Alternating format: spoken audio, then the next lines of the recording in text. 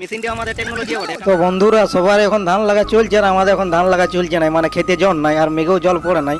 তো কি করা যায় ভাবলি যে আমাদের একটা মেশিন আছে, তো মেশিন তো আছে কিন্তু টাঙ্কিটা না।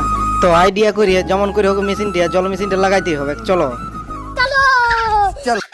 তো মেশিনটা আমাদের টেকনোলজি বটে। টাঙ্কি নেই, তেলের টাঙ্কি নেই। তেলের টাঙ্কি নেই তো কি হয়েছে, একটা বোতলে করে নিলি তেলের টাঙ্কি করা হইলে ওই ধারে মেশিনটাও চলছে। আর তেলের টাঙ্কিটা ভালো করে দেখো তোমরা, মেশিন আরামসে চলছে। তো তোমাদেরও যদি না জল মেশিনের টাঙ্কি থাকে তাহলে এইভাবে বোতল দিয়ে চালাতে পারবে মেশিন, জল মেশিন। তো দেখা যাক মেশিনটা কেমন জল দিচ্ছে। ভিডিওটা শেষ তনিক দেখবে, ব্লগটা জল কেমন দিচ্ছে আপনাদেরকে দেখাবার চেষ্টা করব।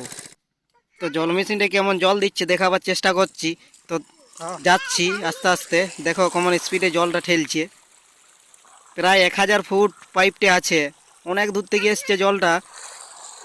তো জলের স্পিড কেমন আছে দেখো, পা দিয়ে দেখছি হেভি স্পিড আছে, পাম্পটা হেভি জল দিচ্ছে।